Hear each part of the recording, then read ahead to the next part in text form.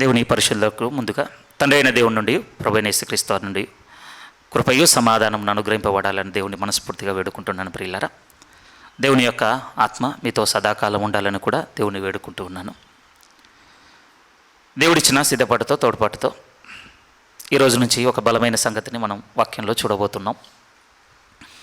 గతంలో నేను ఎప్పుడూ మాట్లాడింది ఒక నిర్దిష్టంగా ప్రసంగంగా పూర్వం ఎప్పుడు కూడా చెప్పండి, సంఘంలో కూడా ఇంతవరకు దాని మీద కేటాయించుకొని మాట్లాడుకొని ఒక విషయం మనం మాట్లాడుకోబోతున్నాం ఈరోజు. ఇంకోలా కూడా చెప్పగలను, చాలా కాలం నుంచి మీరు వినంది, బహుశా ఆ పదాన్ని ఎక్కువగా మనం వాడుకుంటుండొచ్చు, కానీ ఆ పద సంబంధమైన వెలుగు విషయంలో మనం చాలా దూరంగా ఉన్నది. మన 10 సంవత్సరాల ఆత్మీయ జీవిత కాలంలో వేళ్ళ మీద లెక్క పెట్టుకోగలిగేంత తక్కువ సార్లు విన్న సందర్భం, చాలా వారాలు కూడా కొనసాగబోతున్నటువంటి సందర్భం. దేని గురించి మాట్లాడడానికి ప్రభు యొక్క శక్తి చేతను ఆత్మచేతను మీ మధ్యకు నడిపింపబడి ఉన్నాను అంటే క్రీస్తు యేసు యొక్క రక్తమును గురించి మనం ధ్యానిద్దాం. ప్రియమైన వాళ్ళారా, నేను ఇంట్రడక్షన్లో చెప్పిన మాటలన్నీ రైటేనండి. చాలా రోజులైపోయింది, సంవత్సరాలు అవుతుంది. విమర్శ ఏం లేదు, కానీ చాలా ముఖ్యమైనది. ప్రియమైన వాళ్ళారా, నేను ఒక విషయం మిమ్మల్ని బట్టి నమ్ముతున్నాను. ఏంటి ఆ విషయం అని అంటే, మీరందరూ ప్రభు అయిన యేసుక్రీస్తు వారి యొక్క రక్తమును నమ్ముచున్నారని నేను అంగీకరిస్తున్నానండి. ఆ విషయంలో నాకు చాలా సంతోషం ఉంది. కానీ ఆ విషయంలో మనం చాలా లోతుకు నడవడానికి ఇక ముందుకు సాగుదాం. ప్రియమైన వాళ్ళారా, ఈ ఉపదేశం సిద్ధపడి సంఘంలోనికి తీసుకురావడానికి 2 కారణాలు ఉన్నాయి నాకు బలంగా. ఒకటి నా వ్యక్తిగతమైంది, 2 మీకు క్షేమాభివృద్ధిని కలిగించేది. మొదటి కారణం ఏమిటి?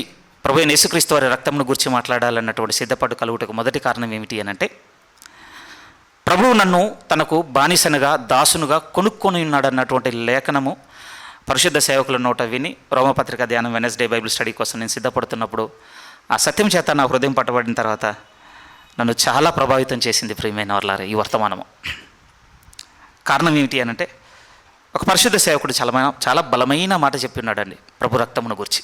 ఆయన అన్నమాట ఏమిటంటే, ప్రభు రక్తంలోని ఒక్క చుక్కంట సమస్తమైన సాతాను యొక్క సామ్రాజ్యం కంటే శక్తివంతమైనదన్న మాట చెప్పాడండి ఆయన. సరిగ్గా మీకు అనువాదం చేయడం రాలేదు నాకు. ఆయన చెప్పిన ఆ లోతైన అనుభవం ఏమిటి అని అంటే, ప్రభు శరీరం అంటే ప్రభు కార్చిన రక్తంలోని ఒక్క చుక్క ఎంత శక్తివంతమైందంటే సాతాను యొక్క సమస్త సామ్రాజ్యం కంటే శక్తివంతమైందన్న పదప్రయోగం చేయగానే స్టన్ అయిపోయానండి నేను. అది కదా నేను వెతుక్కోవాల్సిన వెలుగు, అది నన్ను బాగా తట్టింది. ప్రియమైన అది మొదటి కారణం. ఆ శక్తి మీకు కూడా పరిచయం చేయాలి. నాకు తెలుసు అని మీరు అనుకోవద్దు ప్లీజ్. ప్రభు యేసు రక్తంను గురించి నేను వినేశాను అనుకోవద్దు మీరు. నాకు అవగాహన ఉంది అని కూడా మీరు అంతకన్నా అనుకోవద్దు. ఎందుకంటే ఆ అవగాహనే ఆ తెలుసుకోవడమే ఆ అనుభవం అనుకుంటే ఆ శక్తి మన ఎందుకు క్రియ చేసి ఉండేది. ఎంత చిన్నది, ఒక్క చుక్క చాలటండి ఆ సేవకుని అనుభవంలో చెప్పిన మాట. అది నాకు వ్యక్తిగతంగా. ఇక మీకు క్షమావృద్ధిని కలిగించేటువంటి విషయంగా ఏం చెప్పడానికి ఇష్టపడుతున్నానంటే, ఈ వర్తమానం ప్రియమైన వాళ్ళారా, ఈ అంత్యకాలాలలో ప్రభువులో మనల్ని స్థిరంగా ఉంచుటకు బాగా ఉపయోగపడుతుందండి. ఇలా చెప్పడానికి ప్రయత్నం చేస్తాను. ప్రభు యేసుక్రీస్తు యొక్క రక్తమును గురించి మనం ఎరిగితేనండి, ఈ అంత్యకాలపు పరిస్థితుల్లో మనం ప్రభువులో చాలా స్థిరముగా బలంగా ఉండడానికి ఎంతో మనకు సహాయం చేస్తుంది ఆ శక్తి. ఆ ఉద్దేశంతో మీతో మాట్లాడాలనుకుంటున్నాను. ఒకసారి మీరు దానియేలు గ్రంథంలోనికి మీరు రాగలిగినట్లయితే ఆ లేఖనం అక్కడ చదవడానికి ప్రయత్నం చేయొచ్చు మనం. దానియేలు గ్రంథము 11వ అధ్యాయము. సంఘంలో మనం పోయిన సంవత్సరం అంతా పెట్టుకొని ధ్యానించుకున్న భాగంలో మీతో చెప్పేసి ఉన్నాను. దానియేలు గ్రంథము 7వ అధ్యాయం నుంచి 12వ అధ్యాయం వరకు అంతా ఉన్నదంతా అంత్యకాలపు దర్శనాలు అని. ఆ సిరీస్లో మాట్లాడుతూ దేవుడు ఒక లేఖనమును గుర్తు చేస్తున్నాడు. ఆ లేఖనమే ఈరోజు మన హృదయానికి తీసుకోవాలి. గతంలో మనం చూసుకున్న మాటే మళ్ళీ ఒకసారి ఈరోజు గుర్తు చేసుకోవడం మేలు మనకు. దానియేలు గ్రంథము 11వ అధ్యాయము 32వ వాక్యం చదువుతున్నాను. ఈ 32వ వాక్యం పైనుంచి ఎవరి గురించి చెప్పబడుతుంది అంటే, దినములు అంతమంది రాబోతున్న క్రీస్తు విరోధి యొక్క పరిపాలన గురించి చెబుతున్నటువంటి చాలా లోతైన భాగంలో ఏం చెప్తున్నాడు దానియేలు గారికి దూతానంటే, 32లో అంటున్నాడు, అతడు ఇచ్చకపు మాటలు చెప్పి నిబంధన అతిక్రమించు వారిని వశపరుచుకున్న మోసం చేస్తాడటండి. వాని రాక సమస్త విధమైన మోసంతోనూ అన్నాడు కదా తెసలోనికలో కూడా. ఇచ్చకపు మాటలు, అబద్ధం చెప్పి వశం చేసుకుంటాడట మనుషులను. అబద్ధానికి చాలా ఆకర్షణ ఉంటుందటండి, నిజానికి చాలా వేడి ఉంటుందట. బాగా అనిపించాయండి ఈ పదాలు. అందుకోసం బాగా అట్రాక్ట్ అవుతున్నాం ప్రియమైన వాళ్ళు అబద్ధానికి. నిజాన్ని ముట్టుకోవాలంటే భయపడుతున్నామండి. అది మనం గ్రహించాలి. రాబోతున్న వాని దినాలలో వాడు చేయబోతుంది ఏంటి అంటే మోసముతో అనేకులను వశం చేసుకుంటాడట. వశం అన్న పదం చాలా పెద్దదండి. హిప్నటైజ్ అనుకోండి, ఒకవేళ అలా చెప్పొచ్చో లేదో, అంతే, అలానే చెప్పాలి. ఏమండి, ఒకసారి వశపరచబడ్డాం అనుకోండి, ఎలా ఉంటుందో తెలుసట, వాళ్ళు ఏది చెప్తే అది మనం అన్కంట్రోల్డ్గా చేసేస్తామటండి. అంతే కదా. వశం చేసుకున్నారు అంటే ఏంటి, మన చిన్నప్పుడు బ్లాక్ మ్యాజిక్ పూర్వ సినిమాలు చూసినప్పుడు కూడా అలాంటిది కనపడేది. వాళ్ళు ఏదో చేశారు వాని మీద, అంతేగా వాళ్ళు ఏం చేస్తే వీడు అది చేస్తుంటాడు. ఆ దినాలు అంత సీరియస్గా ఉంటాయటండి. నాకు భయమైంది ప్రియమైన వాళ్ళారా. మళ్ళీ ప్రకటన కింద చదువుకుంటున్నానండి, అయిపోయింది కదా చెప్పేసి చేతులు దులుపుకోలేదు. మళ్ళీ చదువుకుంటున్నప్పుడు భయం కలిగింది. ఏంటంటే వాడిని రాకొచ్చినప్పుడు ఎలా ఉంటుందట అంటే వశంలోకి వెళ్ళిపోతామట మనం. భయపెట్టాలన్నమాట మనల్ని. అలాంటి పరిస్థితుల మధ్య ఎలాంటి గొప్ప మాట రాయబడిందంటే అందుకతడు ఇచ్చకపు మాటలు చెప్పి నిబంధనను అతిక్రమించు వారందరినీ వశపరుచుకొనును. అయితే తమ దేవుణ్ణి ఎరుగువారు బలము కలిగి గొప్ప కార్యములు చేసేదారు. ఎవడి పీరియడ్లో? వాడి పీరియడ్లోనే. అప్పుడు ఎవరు నిలవగలరట, ఎవరు వారిని ఎదిరించగలరట, ఎవరు విశ్వాసంలో తుదమట్టుకుండగలరట అంటే ఎవరైతే దేవుణ్ణి ఎరుగుతారో వారు వాని వశంలోకి వెళ్ళరు. ఇలా చెప్తాను సరళంగా, దేవుణ్ణి ఎరుగువాడు అని అంటే దేవుని వశంలో ఉన్నవాడండి. అపోజిట్. దేవుణ్ణి ఎరుగుతున్నవాడు ఎవరు అని అంటే దేవుని వశములో ఉన్నవాడు. వాడు అంటే ఒక విధంగా ఏ స్పెల్ని, ఏ శాపమును వాడు జయించగలడు, ఎదిరించగలడు అని అంటే వాని స్పెల్ని. అది చూడాలి ప్రియమైన వాళ్ళారు మనం. అందుకోసమే ఇప్పుడు నేను బహుశా కొన్ని వారాలు అవుతుందో, సంవత్సరం వరకు కూడా సాగుతుండొచ్చు ప్రియమైన వాళ్ళు, నాకు తెలియదు. ప్రభువును ఎరిగే విషయం గురించి చాలా లోతుగా నడవడానికి ప్రయత్నం చేద్దామండి. అందుకోసమే ఇది మొదలు. ఇప్పటి నుంచి మీ ఆలోచన నా ఆలోచన ఉండాలి అని అంటే ప్రభువు నాతో మాట్లాడబోతున్న విషయాలు ఆయనను ఎరుగుటకు నన్ను పురికొలుపుతున్నాడు. ఆయన నేను ఎరగాలి, ఆయన నేను బాగా లోతుగా తెలుసుకోవాలి, మేమిద్దరము ఏకమయ్యేంతగా తెలుసుకోవాలి. ఏమంటే ఈ పదం మనకు కొంచెం దూరం అండి, చాలా దూరం అయిపోయింది. ఎందుకంటే పేరు తెలిసిపోయింది ప్రేమైన వాళ్ళ దేవుడు మనకు, కానీ ఎరుగుట దూరం అయిందండి. ఉదాహరణకంటే నా పేరు మీకు తెలుసు, కానీ నాకు నా పేరు మాత్రమే కాదండి, నేనేంటో నాకు తెలుసండి. నాకు ఇలా చెప్పొచ్చేమో, నన్ను నేను ఎరిగానండి, అంతే కదా. మీరు మిమ్మల్ని ఎరిగారు. ఇప్పుడు దేవుడు ఎంత లోతుకు రమ్మంటున్నాడంటే ఆయన విషయంలో, ఇదిగో నిన్ను నువ్వు ఎరిగినంతగా నువ్వు నన్ను ఎరగాలి. మన గురించి మనకు అన్నీ తెలుసండి. ఏమైనా సీక్రెట్స్ ఉన్నాయనుకుంటున్నారా? వేరేటోని దగ్గర ఉన్నాయేమో మన గురించి సీక్రెట్స్, కానీ మనకు మాత్రం మన గురించి ఇన్ అండ్ అవుట్ తెలుసు ప్రియమైన వాళ్ళారా. అది ఎరుగుటండి. దేవుడు అంటున్నాడు, నన్ను అలా నువ్వు పెనవేసుకోగలగాలి. ఎందుకు నీకు సహకరిస్తుంది అని అంటే ఆ దినములలో అంతమంది ఉన్న వారికి ఎంత గొప్ప ఓదార్పు ఉందటంటే ఎరిగిన వారు వాడట వాని వశములో ఉండరు. బాగా వినండి, అక్కడ ఇంకొక పదప్రయోగం కూడా ఉంది. గొప్ప కార్యములు చేయుదురు అన్నాడు ఆయన. గొప్ప కార్యములు అనగానే ఇది కొంచెం ఆలోచించాల్సింది లోతుగా. లోకం దృష్టికి, మనుషుల దృష్టికి అయితే గొప్పవి కావండి అవి. బాగా చెప్తున్నాను, అవి ఎవరి దృష్టికి గొప్పగా కార్యములు అనంటే దేవుని దృష్టికి. బైబిల్లో ఇదొక వైరుధ్యం ఉంది. ఏంటి అని అంటే దేవుడు ఒక మాట అన్నాడు, నా దృష్టికి గొప్పవి మనుషుల దృష్టికి అసహ్యం, అంతే. ఎన్నిక లేనివి, తృణీకరించేటివి, అంతే. ఆ దినములలో అండి దేవుణ్ణి ఎరిగిన వారట ఆయన దృష్టికి గొప్ప కార్యములు చేస్తారట. దాని అర్థం ఇక ప్రపంచంలో అతీతమైన చేస్తారని కూడా మనం పొరపడద్దు. ఎందుకనంటే అవి దేవుని దృష్టికి గొప్ప కార్యములు, కానీ మనుషులకు మాత్రం చాలా సిల్లీ కూడా ఉండొచ్చు అండి. ఆ రోజు మూర్ఖత్వంగా కూడా ఉండొచ్చు, ఎన్నిక లేనివిగా కూడా ఉండొచ్చు. కానీ మనకు ఉండవలసింది ఏంటి అంటే అది దేవుని దృష్టికి గొప్ప కార్యము. సరే, అంత దూరం వెళ్ళకముందు ఇప్పుడు నడవడానికి మనం వేస్తున్న తొలి అడుగులు ఏమిటి అంటే ఎరుగుటలోనికి నడవబోతున్నాం ఈ రోజు నుంచి వినబోతున్న విషయాలను బట్టి. అందుకొరకు దయచేసి ఇలా చెప్తున్నాను, మనస్ఫూర్తిగా ఆలోచించి చూడండి ప్రియమైన వాళ్ళారా. మన జీవితంలో సగభాగం అయిపోయిందండి. నాది, వీళ్ళు చాలామంది నన్ను దాటిపోయిన వాళ్ళు ఉన్నారు. ఇంకా కొద్ది సమయం ఉంది ప్రియమైన వాళ్ళారా. ఏమండి, దినములు ఖర్చు చేసుకున్న తర్వాత బాగా అర్థమవుతుందండి. ఇప్పుడు నా సగ జీవితం ఖర్చు అయిపోయింది. మనం ఏదైనా తేవచ్చేమో కానీ మన ఆయుష్కాలాన్ని తేలేమంటే ప్రియమైన వాళ్ళారా, ఖర్చు అయిపోయింది. కానీ దేవుడు మనకిచ్చిన ఆయుష్కాలం ఎందుకనంటే ఆయన తెలుసుకొనుటకే. అందులో సగము మనం సంపూర్ణంగా సద్వినియోగపరచుకోలేదు ప్రియమైన వాళ్ళారా. కానీ మిగిలిన సగానికి అయినా సిద్ధపడదామండి ప్లీజ్. బహుశా 90వ కీర్తన మోషే గారి ప్రార్థన మన ప్రార్థన అవ్వాల్సిందే. నా ఆయువు ఎంతో నాకు తెలుపుము, నేను ఎంత అల్పమైన అన్నో నాకు తెలుపుము, నా దినములను లెక్కించడం నాకు నేర్పుము. 80 తర్వాత రాస్తున్న మాటలు. ఇప్పటి నుంచి ఆలోచన మనల్ని కూడా తింటూ ఉండాలి ప్రియమైన వాళ్ళారా. ఎందుకనంటే బాగా వినండి, ఇంకా చాలా బలం ఉంది నాకు ఇప్పటి నుంచి, ఇంకా నాకు చాలా దీర్ఘకాలం ఉంది. నిన్ను అప్పుడు సద్వినియోగం చేసుకోగలుగుతాను అనుకుంటే అన్ని సంఘటనలు మనకు అనుకూలంగా జరగండి. జీవితంలో అనారోగ్యంతో మన బలం అంతా ఉండగానే మంచం మీదకి వెళ్ళే పరిస్థితి వచ్చాయనుకోండి, ఎక్కడ పోతుంది ఏమండి? ఆ లోపు దేవుని వాక్యం మన హృదయంలో పెట్టుకోకపోతే ప్రియమైన వాళ్ళారా, ఇక మనతో ఏమైనా ఉంది అంటే డిప్రెషనే ఉంటుందండి.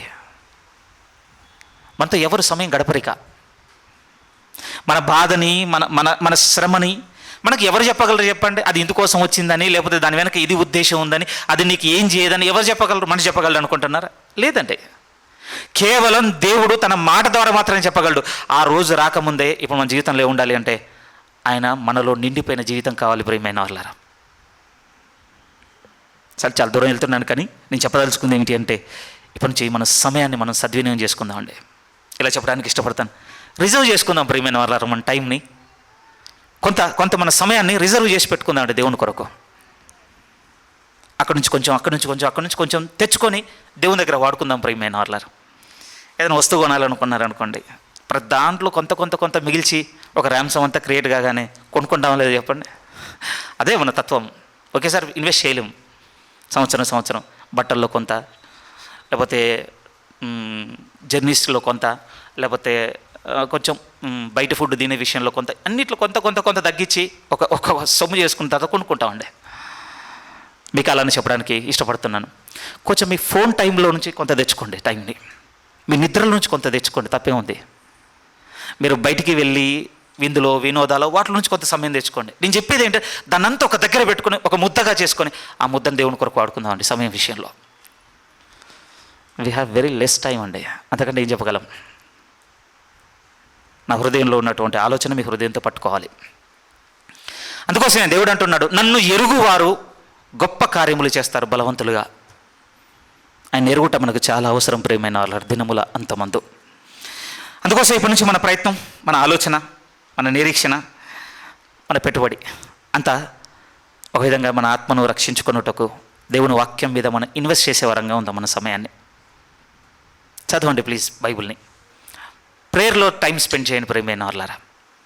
ఫెలోషిప్లో టైం స్పెండ్ చేయండి. బట్ సమయాన్ని సద్వినియోగం చేసుకోండి. ఎందుకంటే తిమోతి గారికి పౌలు గారు చెప్తున్నప్పుడు ఒక హెచ్చరిక మాట చెప్పాడండి.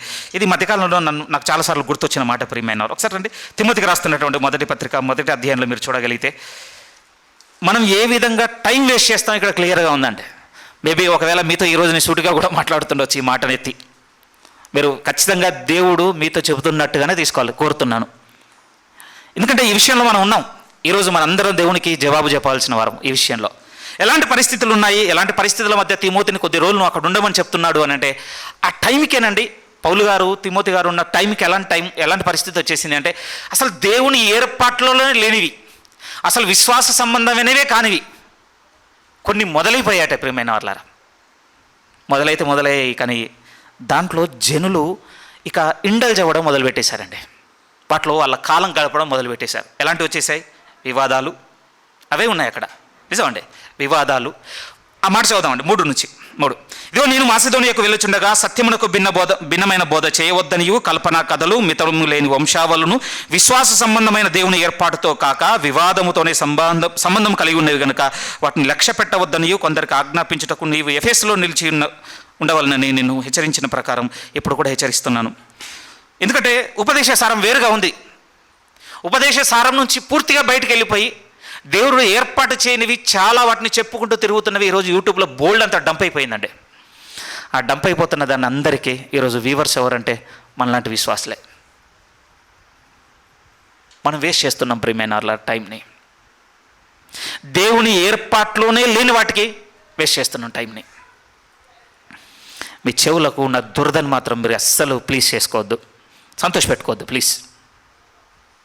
ఆపేద్దాం అంటే ఆపేద్దాం అంతే. ఇంకా ఒకవేళ దేవుని ఏర్పాట్లో ఉన్న విశ్వాస సంబంధమైనది కొంచెమైనా ఎంటర్టైన్ చేద్దామండి వాటిని. కానీ దేవుడు అంటున్నాడు అవి అసలు కావు. ఈ వివాదాలు కావచ్చు, సందేహాలు కావచ్చు, లేకపోతే నిరూపణలు కావచ్చు, ఏమున్నాయి చెప్పండి? ఉన్నాయి.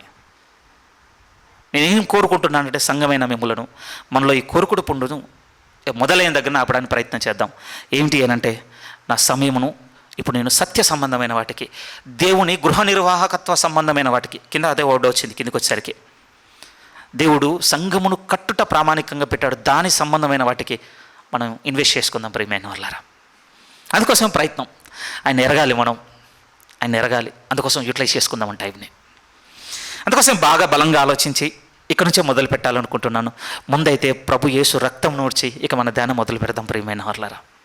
ఎందుకంటే తెలియనప్పుడండి కొంతే అర్థమైందండి నాకు.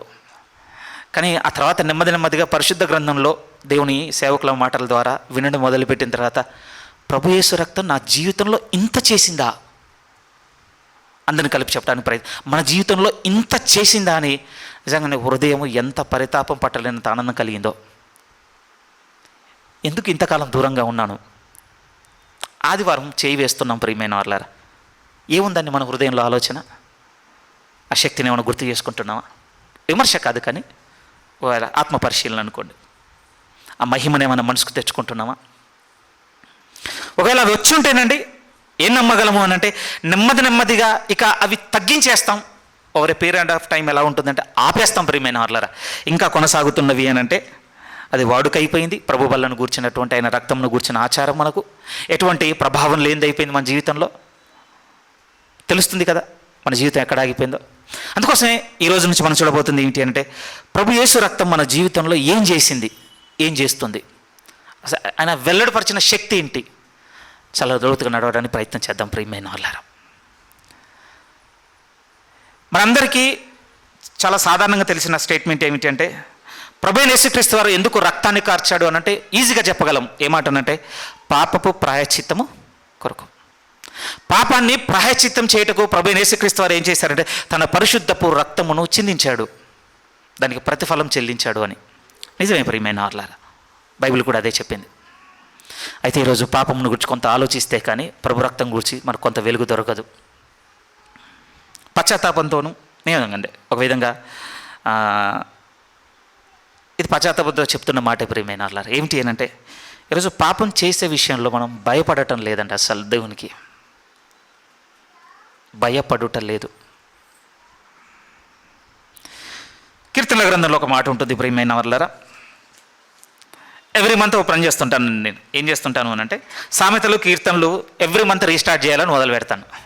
ఒక 5, 6 లేకపోతే 8, 9, 11 డేట్ వరకు అయితే డెడికేటెడ్గా ఉంటుంది. గ్రాడ్యువల్గా మళ్ళీ ఎరైజ్ అవుతుందండి. మళ్ళీ నెక్స్ట్ మంత్ మొదలవుతుంది, మళ్ళీ మొదలు పెడతాను. కొంతమంది సేవకుల నోట విన్నప్పుడు వాళ్ళ ఎక్సర్సైజ్ ఎలా ఉండేనట్టంటే, ఒక సేవకుడు నేను డైలీ 5 కీర్తనలు చదవండి, నిన్న డేని ఎప్పుడు కూడా నేను ముగించలేదని ఒక సేవకుడు అన్నాడు. ఇంకో సేవకుడు తన ఎంగేజ్లో ఉన్నప్పుడు నేను సామెతలో ఎవ్రీడే ఒక చాప్టర్ చదవకుండా నా మంత్ కంప్లీట్ అవ్వకపోయేదని ఒక సేవకుడు చెప్పిన ఇన్స్పిరేషన్ నుంచి నేను కూడా మొదలు పెట్టాను. ఎప్పుడు ఒక 10, 12, 15 అలా రావడం, ఆగిపోవడం. అందుకోసమే నాకు ఈ మొదట్లో ఉన్నటువంటి మాటలు నా హృదయాన్ని బాగా పట్టుకున్నాయి ప్రియమైన వాళ్ళారా. అందులో 4వ అధ్యాయంలో ఒక మాట చూద్దామండి. ఏమని చెప్పబడుతుంది కీర్తనల గ్రంథము 4వ అధ్యాయం 4వ వాక్యం చూడండి ప్లీజ్. 4వ వాక్యము దేవుడు అంటున్నాడు, లేకపోతే కీర్తనకారు రాసుకుంటా అనుకుంటున్నాడు తన మనసుతో, భయము నుండి పాపము చెయ్యకుడి. రీజన్ ఇదే ప్రియమైన వాళ్ళారా. మన స్లిప్అప్ గురించి నేను మాట్లాడటం లేదండి, మనం పొరపాటున జారిపోయిన విషయాల గురించి కాదు, కానీ ఏమాత్రం కూడా ఆపకుండా నిరవధికంగా జరిగిస్తున్న విషయాలు ఉంటాయి చూడండి. ఒకే వ్యక్తిని ద్వేషించడం, ఒకే వ్యక్తిని ఒకే విషయంలో కోప్పడ్డం, ఒకరు ఎంత చేసినా కూడా మెచ్చుకోకపోవడం. ఏమండి ఇలాంటి తత్వం ప్రియమైన వాళ్ళారా, ఈ కొనసాగింపు విషయంలో ఈరోజు మనం భద్రతను వదిలేసామండి, జాగ్రత్తగా ఉండే విషయాన్ని వదిలేసాం. కారణం ఏమిటి అంటే భయము లేకపోవుట. ధైర్యం చేసి ఇక్కడ దేవుని భయం లేకపోవటాన్ని కూడా తొందరపడి నేను అనను.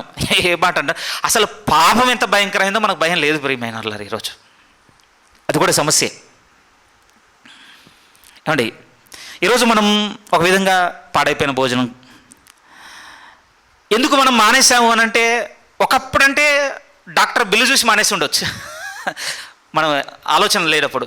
కానీ ఇప్పుడు ఎందుకు మానేసామంటే అది దానివల్ల అనారోగ్యం వస్తుందని తెలిసింది. ఆ కారణాన్ని బట్టి ఇప్పుడు భోజనాన్ని బట్టి మానేసాం అంతే. ఏదన్నా నేను తినేస్తానండి, నా నోటికి కంట్రోల్ అస్సలు లేదు. అంతా తిన్న తర్వాత ఏదో ఒక సిక్నెస్ వచ్చి డాక్టర్ దగ్గరికి వెళ్ళి డాక్టర్ ఇన్ని వేల బిల్లు వేస్తే ఆ బిల్లును చూసి అయ్యో ఇవన్నీ కట్ చేయాలని, అదొక రకమైన చేంజ్ అండి. అది బలహీనమైన చేంజ్. కానీ ఇప్పుడు ఎందుకు నేను తినటం లేదంటే నాకు హెల్త్ కాన్షియస్ వచ్చేసింది. ఈ ఫుడ్ ఇది, ఈ ఫుడ్ ఇది, ఈ ఫుడ్ ఇది, ఇది ఇలా హామ్ చేస్తుంది, అలా హామ్ చేస్తుంది, అన్నిటికీ లిస్ట్ ఉంది. సో ఏం చేశాను, ఆ జాగ్రత్తతో, ఆ పదంతో, ఆ భయంతో మానేశాను. ఈరోజు పాపం విషయంలో కూడా పాపం ఎంత భయంకరమైందో మన హృదయం వదిలిపెట్టేసిందండి ఈ విషయాన్ని. అంటే ఆ లిస్టు చూడగలిగితేనండి చాలా భయంకరంగానే ఉంది ప్రియమైన వాళ్ళారా. పాపము దాని రిజల్ట్స్ ఎలా ఉంటాయి అని అంటే, ఒక విధంగా మనలో అవిధేయతకు కారణం పాపమేనండి, మోసానికి కారణం పాపమే. ఒక విధంగా ఇంకా చెప్పాలి అని అంటే మనలో నిజాయితీ లేకపోవడానికి కూడా కారణం పాపమే. అన్ని దూరం పదాలు కదా. మనలో నిరాశ, ఒక విధంగా డిసప్పాయింట్మెంట్ కారణం పాపమే. ఇవన్నీ పాపం వల్ల వచ్చినటువంటి రిజల్ట్స్ ప్రియమైన వాళ్ళారా. సరే అవన్నీ చాలా దూరం ఉన్నాయి కదంటే, ఈరోజు అంటే ఫ్యామిలీని పాడు చేసిందండి, మ్యారేజ్ని పాడు చేసింది పాపమే, రిలేషన్ని పాడు చేసింది పాపమేనండి, పిల్లల్ని పాడు చేస్తుంది పాపమే, నిజం మన ఉద్యోగాన్ని పాడు చేస్తుంది కూడా పాపమే. ఒక్క విధంగా చెప్పాలంటే ఈరోజు మన జీవితంలో సమస్త కీడుకు మూలం ఏమిటి అంటే పాపమును అంగీకరించక తప్పదు. మనం చేస్తున్నవి. దాని విషయంలో ఏమంటున్నాడంటే దేవుడు, భయమునందండి. అది చివరికి ఇచ్చిన ప్రతిఫలం ఏమిటి అంటే, ఫైనల్ రిజల్ట్ ఏంటంటే డెత్ అని చెప్పాడండి దేవుడు, మరణము. అంటే దీని సీరియస్నెస్ మనకు అర్థమైంది అనుకోండి, మనం ఏ వెలుగు యొక్క ప్రత్యక్షతను చూడగలమంటే ప్రభువైన యేసుక్రీస్తు వారి యొక్క రక్తపు వెలుగు యొక్క ప్రత్యక్షతను మనం చూడగలము. దీని విలువ, దీని సీరియస్నెస్ మనకు అర్థమైతేనే. అందుకోసం కొంచెం సీరియస్గా సాగుదాం ప్రియమైన. ఇప్పటి నుంచి కొన్ని లేఖనాలు ఎక్కువగా కుమ్మరిస్తాను. ఈరోజు మేబీ లెంత్ అవుతుందేమో, ఈ సిరీస్ కూడా లెంత్ అవుతుండొచ్చు అండి. ఎవ్రీ సండే కొంచెం సమయం పెద్దగానే ఉంటుంది ప్రియమైన వాళ్ళ ప్రసంగాలే. ఓర్పుతో వినవలసిందిగా కోరుతున్నాను. ఏమంటే దేవుడు పాపమునకు ప్రాయశ్చిత్తముగా ప్రభువైన యేసుక్రీస్తు వారి రక్తమును ఏర్పాటు చేసుకున్నాడన్న విషయాన్ని మనం అంగీకరించాలి ప్రియమైన వాళ్ళారా. ఇప్పుడు మనకు కలగాల్సిన ప్రశ్న ఏమిటి అంటే, పాపం నుంచి మనల్ని విడిపించడానికి, పాపం నుంచి మనల్ని విమోచించడానికి రక్తమే ఎందుకు కావాలి? రక్తమే ఎందుకు కావాలి? కొంచెం ఇది ఆలోచించాలి ప్రియమైన వాళ్ళారా. ఎందుకంటే మనకు అవగాహన కావాలి, ఎందుకు రక్తమే కావాలి. ఇది మనకు అర్థం కావాలి అని అంటే ఒక విషయం తెలియాలండి. ప్రభువు గురించి రాయబడిన మాట మన వాక్యపట్నంగా చదువుకున్న లేఖనాలకు ముందుగా పరిచయం చేసుకుందాం. కొరింథీయులకు రాస్తున్న మొదటి పత్రిక. ప్రభువు మన పాపము ప్రాయశ్చిత్తం నిమిత్తం ప్రభువైన యేసుక్రీస్తు వారిని ఆయన ఏర్పాటు చేసుకున్నానని చెప్పడానికి ఒక గుర్తును చూపిస్తున్నాడు. ఆ గుర్తు దగ్గర నుంచే మొదలు పెడదాం. ఎందుకంటే అది కొంచెం మనకు అర్థమైతే మనం వినబోతుంది, మనకు తెలిసిపోతుంది. చాలామంది మీకు అవగాహన ఉంది కనుక మళ్ళీ బేసిక్ థింగ్ చెప్తున్నానని అర్థమైన వాళ్ళు నన్ను రిజెక్ట్ చేయొద్దు. ఎందుకంటే అందరిని దృష్టిలో పెట్టుకొని తొలి అడుగుల నుంచి తీసుకొస్తున్నాను. కొరింథీయులకు రాస్తున్న మొదటి పత్రిక 5వ అధ్యాయం మన వాక్యపట్నంగా చదువుకున్న లేఖన భాగంలోనికి వస్తే 7వ వాక్యంలో ప్రభువు తన కుమారుని గూర్చి సాక్ష్యం ఇప్పిస్తూ సేవకుని ద్వారా ఆత్మావేశంతో పలికిస్తున్న మాట ఏమిటి అని అంటే, కొరింథీయులకు రాస్తున్న మొదటి పత్రిక 5వ అధ్యాయము 7వ వాక్యం నేను చదువుతున్నాను. 7వ వాక్యంలో ఏమనుంది అని అంటే, మీరు పులిపిండి లేని వారు గనక కొత్త ముద్ద అవుటకై పాతదైన పులిపిండిని తీసి పారవేయుడి. ఇంతేకాక క్రీస్తు అను మన పస్కా పశువు వధింపబడెను. ఇదే గుర్తు ప్రియమైన వాళ్ళారు. ఒక గుర్తుతో చెప్తున్నాడు. పాపమునకు ప్రాయశ్చిత్తము ప్రభువైన యేసుక్రీస్తు వారిని నేను ఏర్పాటు చేసుకున్నానని చెప్పడానికి ప్రభువు వాడిన పదం ఏమిటి అంటే, ఇప్పుడు ఆయన పస్కా పశువు. ఏం గుర్తొస్తుంది పస్కా పశువు అని అంటే? గుర్తు రావాల్సింది ఒకటే ప్రియమైన వాళ్ళారా, విడుదల. బైబిల్ పదంతో చెప్పాలంటే విమోచన, రెడెంప్షన్ అంతే. ఇంకా పస్కా బలి పశువు అనగానే గుర్తు రావాల్సింది ఏంటి అని అంటే విడుదల, విమోచన. ప్రభువు పాపపు ప్రాయశ్చిత్తం నిమిత్తం ఎందుకు రక్తం ఏర్పాటు చేసుకున్నాడో మనకు అర్థం కావాలంటే మొట్టమొదటి పదం మనకి ఏం తెలియాలి అంటే, విడిపించడానికి ఆయన రక్తమును ఆశ్రయించాడు. విడిపించడానికి దాని గుర్తుగా మనం చూడగలిగితే పాత నిబంధన సాదృశ్యము ఇశ్రాయేలు ఐగుప్తుల నుంచి బయటకు వచ్చిన భాగమే చెప్తున్నాడు ఇక్కడ. అక్కడే మొట్టమొదటిసారిగా చెప్పబడింది ప్రియమైన వాళ్ళ పస్కా పండుగను గురించి. దేవుడు ఒక పండుగ ఆచరించమన్నాడు. ఎందుకు చెప్తున్నాడు మనకు తెలిసిపోతుంది, స్టోరీగా తెలుసు. దేవుడు ఏమన్నాడు అంటే నేను మిమ్మల్ని విడిపించబోతున్నాను, అలా ఇలా విడిపించను. అది ఎలా ఉంటుంది అని అంటే ఒక విస్తారమైన దుఃఖపు శబ్దంలో నుంచి మీరు బయటికి పోతారు. కానీ మీరు దుఃఖంతో పోరు, సంతోషంతో పోతారు. ఆ పదాలు చాలా ముఖ్యం ప్రియమైన వాళ్ళరా. ఒక విస్తారమైన, ఒక విధంగా బైబిల్లో ఏం చెప్పింది అంటే అసలు ఏడవని ఇల్లు లేదటండి. ఐగుప్తు దేశమందే ఏడవని ఇల్లు లేదట. అలాంటి దుఃఖపు శబ్దంలో నుంచి నేను బయటికి మిమ్మల్ని తీసుకుని వెళ్తాను. దానికి మీరు చేయవలసింది ఏమిటి అంటే ఇగో ఈ కట్టడ మీరు ఆచరించండి అని ఒక విధి చెప్పాడు. ప్రతి వాడు తన తినగలిగే శక్తి కొలదిని బట్టి, తన స్థాయిని బట్టి ఒక మేకపిల్లను కానీ ఒక గొర్రెపిల్లను కానీ ఏడాది నిర్దోషమైన గొర్రెపిల్లని ఏర్పాటు చేసుకోండి. దాన్ని మీరు వధించాలి. దాన్ని మీరు ఎప్పుడు ఎంపిక చేసుకోవాలంటే 10th డే, మీ మంత్లో 10వ రోజు దాన్ని మీరు పిక్ చేసుకోండి, తీసుకోండి. కానీ వధించాల్సింది మాత్రం 14వ రోజుకి. వధించినప్పుడు మీరు చేయవలసిన విధి ఏమిటి అని అంటే దానిలో ఉన్న రక్తాన్ని మీరు సేకరించాలి. ఆ రక్తాన్ని మీరు ఒక పాత్రలో పట్టుకున్న తర్వాత మీరందరూ ఏం చేయాలి అంటే ఒక హిస్సోప్ అనే, ఒక విధంగా చెప్పాలంటే గడ్డి మొక్క అనుకోండి, గడ్డి మొక్కను తీసుకొని దాన్ని రక్తంలో ముంచి మీరు ఏ గృహంలోనైతే నివసిస్తున్నారో ఆ గృహం యొక్క గడప కమ్ముల మీద మీరు దాన్ని చిలకరించుకోవాలి. ఎందుకు ఇది మీకు విధిగా చెప్తున్నాను అంటే నేను ఆ 14వ రోజు రాత్రి సంహారక దూతను పంపబోతున్నాను ఐగుప్తు మీదకి. ఏం చేయబోతున్నాడు ఆ దూత అంటే ఇక ఐగుప్తులో ఉన్నటువంటి ధనవంతుడు మొదలుకొని పేదవాని వరకు, రాజు వరకు ప్రతి వాని ఇంట్లో ఉన్న జ్యేష్ఠ సంతానమును చంపబోతున్నాడు ఆయన. అయితే మిమ్మల్ని దాటిపోవునట్లు ఆ రక్తం మీకు సంరక్షగా ఉంటుంది. ఏ గృహం మీదనైతే రక్తం ఉంటుందో ఆ గృహాన్ని ఆ దూత దాటిపోతుంది. ఏ గృహం మీదనైతే రక్తం ఉండదో ఆ ఇంట్లో జ్యేష్ఠుడు చచ్చిపోతాడు. ఇంకంతే, మీరైనా సరే. అలా అని దేవుడు వాళ్ళతో స్థిరంగా చెప్పాడు. నేను ఇంటి మీద చల్లుకున్నాను కదా, ఇక నేను పొలంలో పని చేసుకుంటానంటే కుదరదు. చల్లినవాడు మళ్ళీ ఎక్కడ ఉండాలి? ఇంటిలోనే ఉండాలి. ఆ ఇంటి లోపల ఉన్నవాడు సంరక్షింపబడతాడు, ఆ ఇంటికి బయట ఉన్నవాడు చచ్చిపోతాడు. అలా సంరక్షించబడటకు నా దూత నీ ఇంటిని దాటిపోనని చెప్పిన దగ్గరే పస్కా అన్న పద ప్రయోగం చేశాడు ప్రియమైన. ఒక విధంగా పాస్ ఓవర్ అండి, దాటిపోవుట. ఇందులో ప్రధానమైనది ఏంటి చెప్పండి? పశువు కంటే ఎక్కువ ఒక విధంగా హైలైట్ చేయాలంటే ఆ పశువు యొక్క రక్తం ప్రియమైన వాళ్ళరా. అలాని కోసేసాను, చక్కగా బేసిన్లో పట్టాను. ఇగో ఇదే అని బేసిన్లో ఉంటే కాదు, బేసిన్లో ఉన్నంత మాత్రం ఇప్పుడు రక్షించదు రక్తం. ఎక్కడ రక్షిస్తుంది? మీ గడప కమ్మ పునాదుల మీద ఉంటేనే మిమ్మల్ని కాపాడుతుంది. అదే సాదృశ్యం అండి, అదే గుర్తు. ఒక విధంగా ఆనాడు ఇశ్రాయేలుకి ఆచరించమని చెప్పిన ఆ పస్కా యొక్క పండుగ నమూనా ఎవరి నిజస్వరూపం అంటే యేసుక్రీస్తు యొక్క నిజస్వరూపం ప్రియమైన వాళ్ళారా.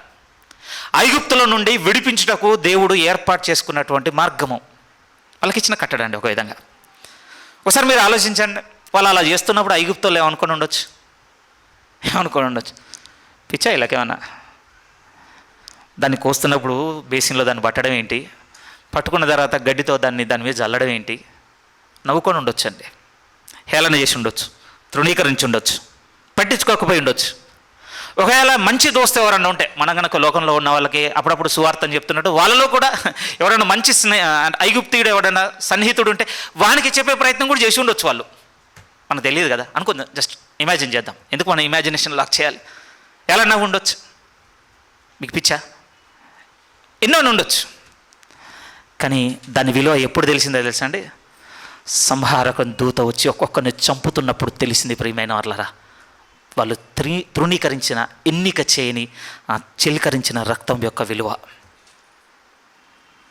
కేర్ఫుల్గా వినండి. ఈరోజు ప్రభు యేసుక్రీస్తు యొక్క రక్తంలో మనకున్న విశ్వాసం కూడా లోకానికి హేళనగానే ఉందండి, తృణీకారంగానే ఉంది, పిచ్చిగానే ఉంది. బట్ ఐ స్ట్రాంగ్లీ బిలీవ్ ప్రియమైన వాళ్ళరా, ప్రభు రెండోసారి వచ్చినప్పుడు అర్థమవుతుంది ఆ ముద్ర విలువ. అంతే. ఇప్పుడు మనం ఎన్ని చెప్పినా అండి, ఎన్ని నిరూపణలు చేసినా ఎవ్వడికి ఎక్కదు, పట్టించుకోడు. ఆనాడు ఇశ్రాయేలు ఐగుప్తులు చేసినట్టుగానే ఉంటుందండి లోకపు నడవడిక. కానీ నాకేమర్థమైంది అని అంటే సంహారక దూత వచ్చిన రాత్రి బాగా తెలిసిపోయింది వాళ్ళకి. రేపు రెండోసారి ప్రభు వచ్చినప్పుడు బాగా తెలుస్తుందండి లోకానికి. బహుశా అందుకోసం చెప్పబడిన మాటలు కొన్ని ఉన్నాయి.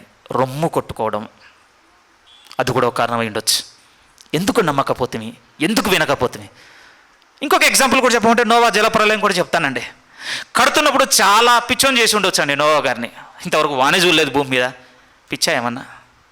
అసలు అది ఎలా? మళ్ళా ఒక పడవ ఏంటి, ఒక కొత్త నమూనా అండి. అప్పటి వరకు వాళ్ళు అస్సలు చూడండి, అసలు పడవ ఏంటి, పడవ చేయడానికి వీళ్ళేంటి.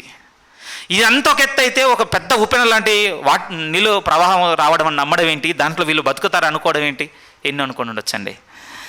కానీ దినం దినం దినం దినం నీటి మట్టం పెరుగుతూ పెరుగుతూ పెరుగుతూ పెరుగుతూ వాళ్ళ ఇళ్ళకి వచ్చి ఇళ్ళలో నుంచి వాళ్ళ సామాగ్రిలో నిండిపోయి వాళ్ళని నించేసి ఇల్లు మొత్తం నింపేసి మొత్తం ఉప్పెనలా పైకి వెళ్ళిపోయిన తర్వాత అప్పుడు తెలిసి ఉండొచ్చు ప్రియమైన వాళ్ళరా ఆ పడవ విలువ. అప్పటి వరకు నోవా గారు చాలా ప్రయత్నం చేశారండి. రండి లోపలికి, రండి రండి లోపలికి, రండి లోపలికి. ఎవ్వరు ఖాతరు చేయలేదండి. ఆ రోజు దేవుడు అన్నాడు, నువ్వు బై ఛాన్స్ ఏమైనా ఓపెన్ చేస్తావో, పడవ లోపలికి ప్రవేశించిన తర్వాత మూసే బాధ్యత ఎవరిది? నాది అన్నాడండి దేవుడు. నేను మూసేస్తాను దాన్ని. నిజం ప్రియమైన వాళ్ళారా. ఒకవేళ ఆలోచించి ఉంటే నాకు కలాలని అనిపిస్తుంది, ఎందుకు మోయాలి దేవుడు, నేను లోపల నుంచి ఈయన పెట్టుకోవడం ఇలా గడి అని అంటే నేను మూసేస్తాను దాన్ని. ప్రభువు కూడా చెప్తున్నాడు ప్రియమైన వాళ్ళారా, మన పాపం నుంచి మనల్ని విడిపించుటకు, మనల్ని విమోచించుటకు దేవుడు అంటున్నాడు, నేను పస్కా పశువుగా నా కుమారుణ్ణి నేను ఏర్పాటు చేసుకొని ఉన్నాను. అయితే ఇది కొంచెం మనం గ్రహించవలసిన విషయం ఏంటి అని అంటే, ఇక్కడ వరకు కూడా చాలా ఈజీగా అర్థమవుతుందండి, నమ్ముతున్నాం కనుక, మనం నమ్ముతున్నాం కనుక. బాగా వినండి ప్రియమైన వాళ్ళారా, ఇక్కడ నుంచి ఇంకా లోతుకు వెళ్ళాలి మనం, ఇంకా లోతుకి. అంటే ఒకరోజు వినేశాను, నేను నమ్మేశాను, నమ్మకంలో నుంచి ఇప్పుడు ఎరిగేంత దూరం వెళ్ళాలి.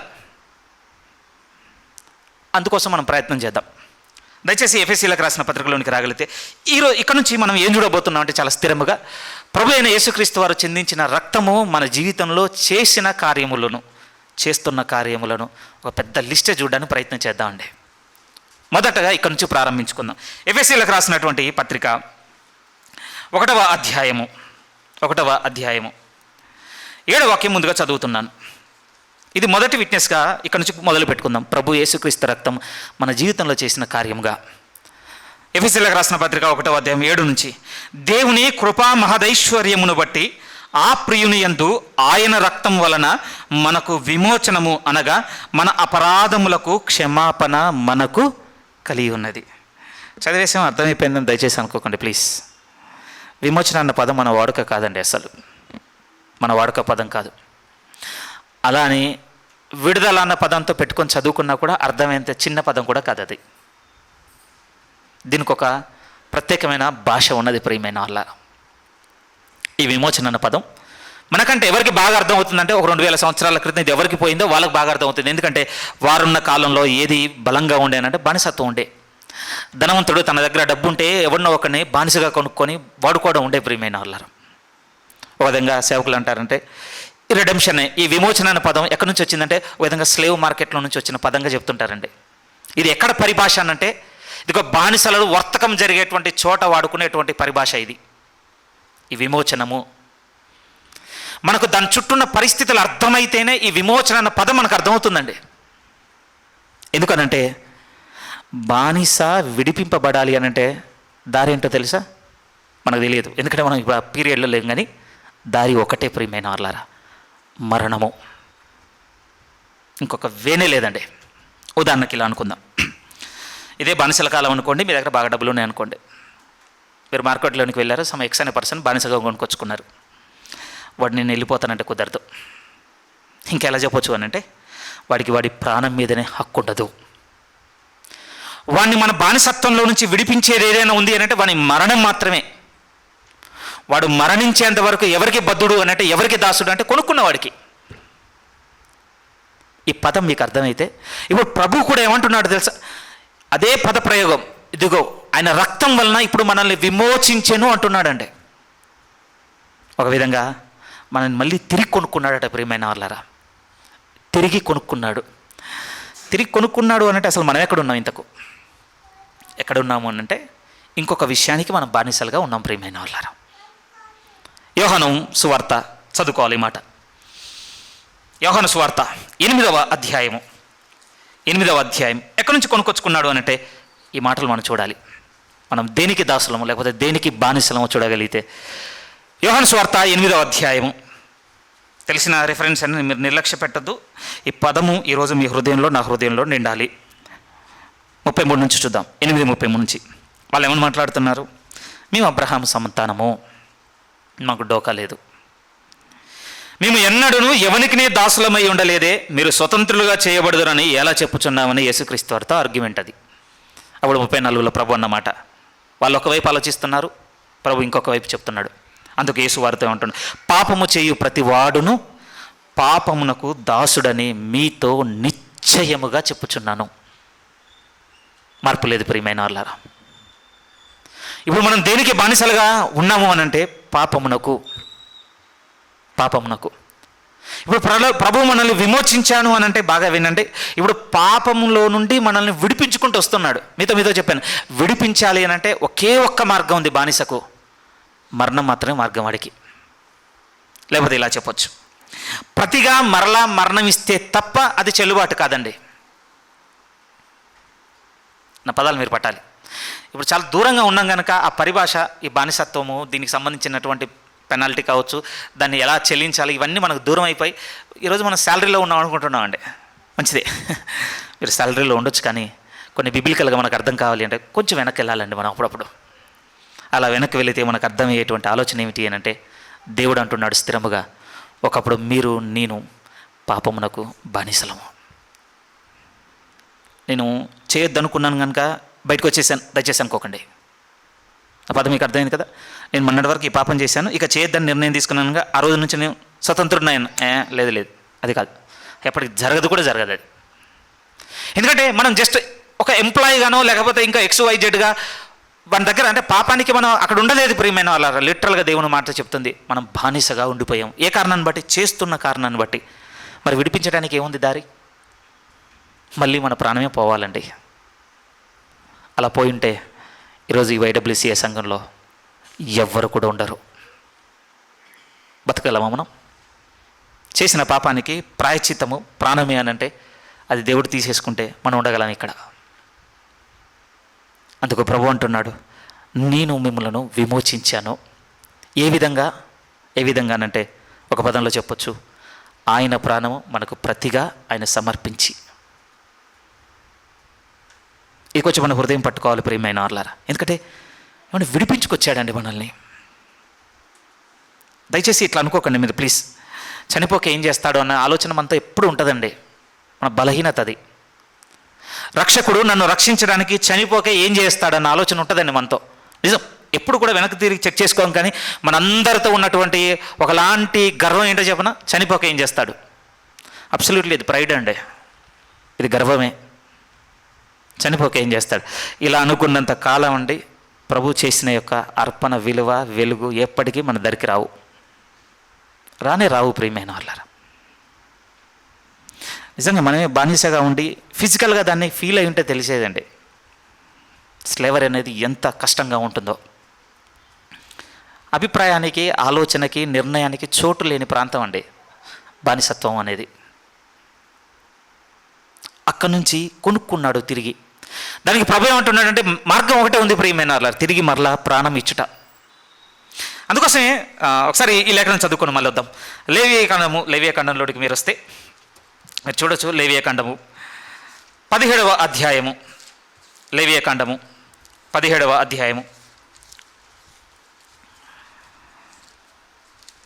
లేవియాకాండము 17వ అధ్యాయం 10 నుంచి నేను చదువుతున్నాను కొన్ని వాక్యాలు. 10 నుంచి మనం అనుకున్నాం కదా, మనల్ని విమోచించడానికి ప్రభు యేసుక్రీస్తు రక్తమే ఎందుకు అనంటే ఇక్కడ మనకు ఆన్సర్ దొరుకుతుంది. లేవియాకాండం 17వ అధ్యాయం 10 నుంచి మనం చదవగలిగితే, మరి ఇశ్రాయేలు కుటుంబంలో కానీ మీలో నివసించు పరదేశులలోనేమి ఒకడు దేని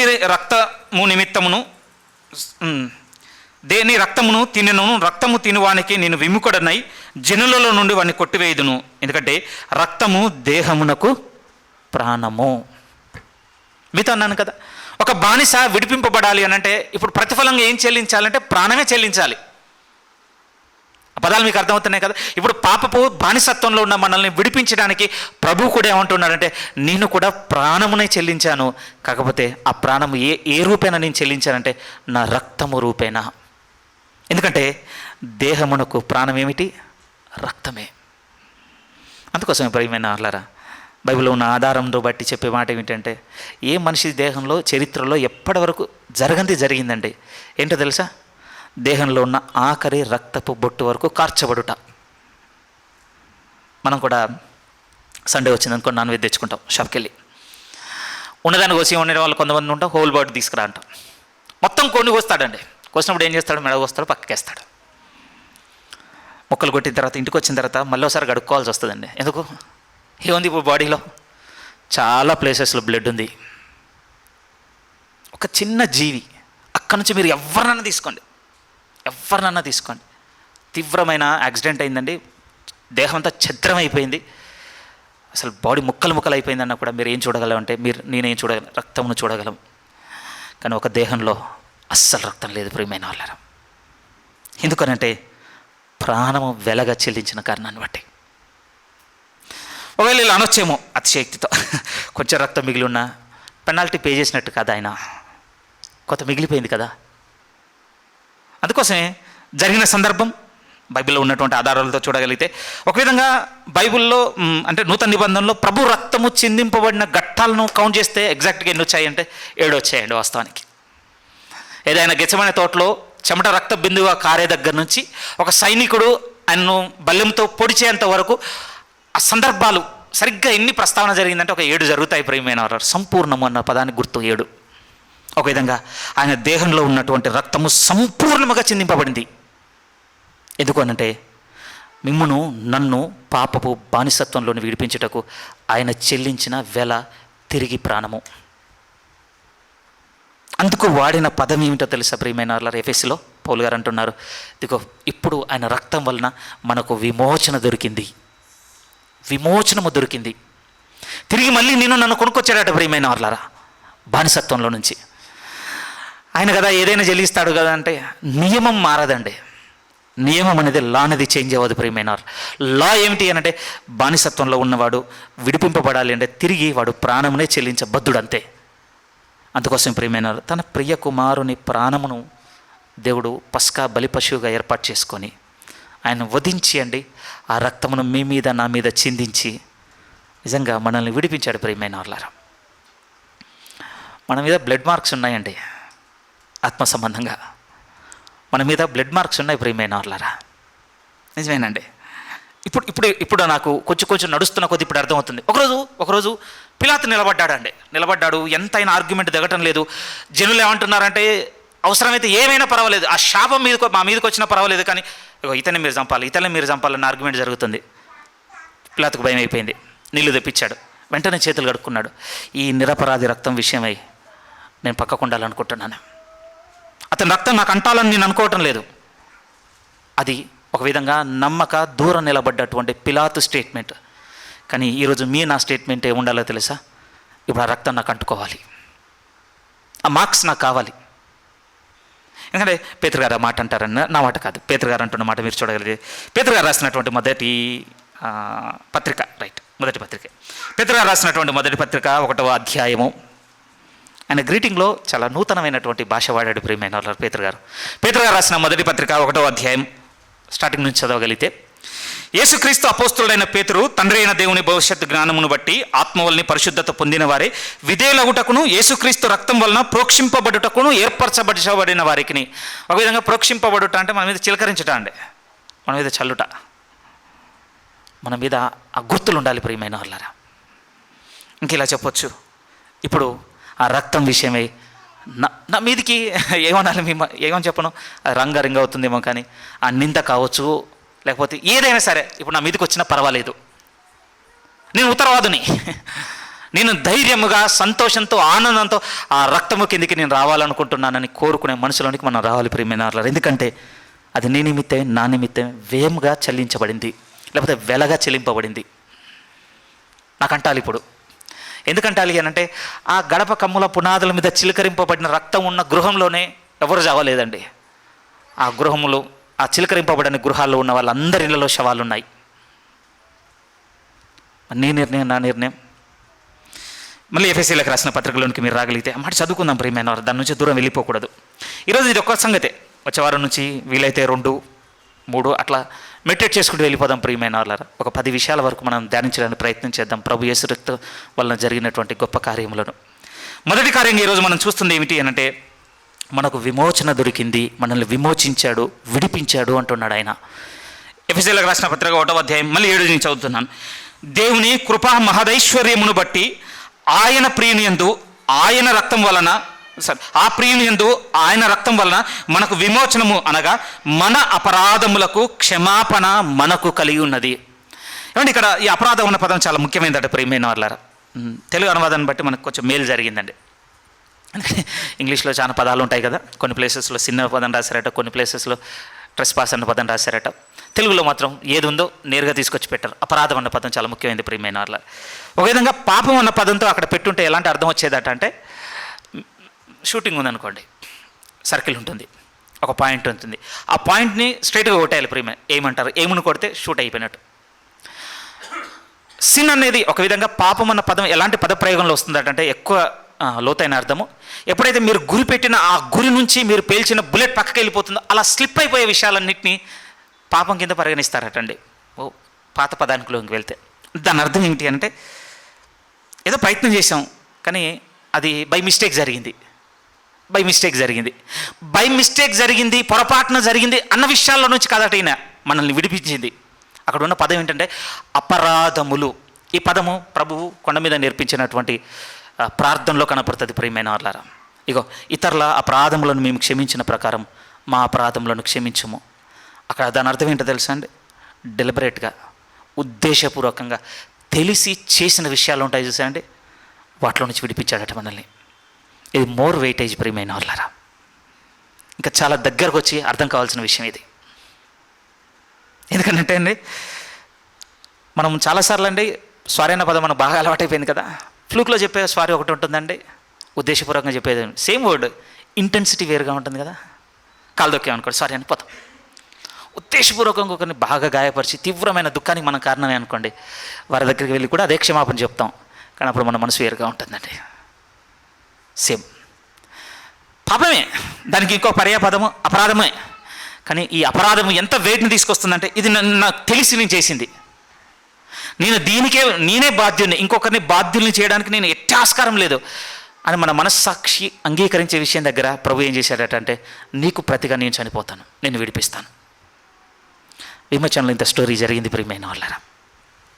అందుకోసమే యేసుక్రీస్తు ప్రభు వారు కూడా ఆయన గురించి చెప్తున్నప్పుడు చెప్పిన మాట మనం చూడగలిగితే, మత్తయి సువార్త 20వ అధ్యాయంలోనికి మీరు వస్తే, ఈరోజు ఇంకొక 20 నిమిషాలు పడుతుందండి ప్రసంగం, ప్లీజ్. మత్తయి సువార్త 20వ అధ్యాయం ప్రభు ముందు నుంచి చెప్పుకుంటున్నాడు. ఎందుకంటే శిష్యుల మధ్య కొంచెం డిస్కషన్ మొదలైంది, ఎవరెవరం గొప్ప అన్నటువంటి ఆర్గ్యుమెంట్ మొదలవగానే ప్రభు చెప్తున్నాడు, ఎందుకు మీరు అలా ఉండాలనుకుంటున్నారు? ముఖ్యుడిగా ఉండగోరుతున్నారా? అయితే మీరే సర్వెంట్గా ఉండండి. మీరు ఎవరు ముఖ్యుడిగా ఉండగోరుతున్నాడో వాడే పరిచారకుడై ఉండవలను. ఆ జాబితా చెప్తున్నాడు ప్రభు వాడిని పదం ప్రియమైన వాళ్ళ. 28 నేరుగా చదువుతున్నాను.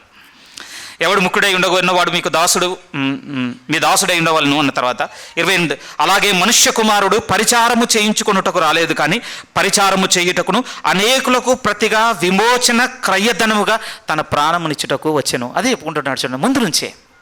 నేనే ఇప్పుడు ఆ వేళని, నేను ఇవ్వబోతున్న వేళ నాలో కొంత కాదు, నా దగ్గర ఉన్న దాంట్లో కొంత కాదు, నా ప్రాణముని ఇవ్వబోతున్నాను.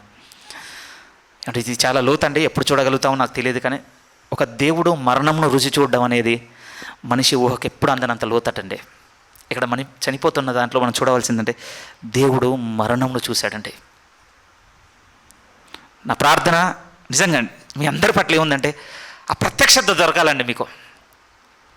దేవుడు మరణమును చూడడం ఏంటన్న ప్రత్యక్షత మనకు దొరికితే మనం వేరుగా ఉంటామండి క్రిస్టియానిటీలో. ప్రభు అంటున్నాడు, నేనే ఆ విమోచన క్రయధనమును. చాలా లేఖనాలు ఉన్నాయి ప్రియమైన వాళ్ళారా.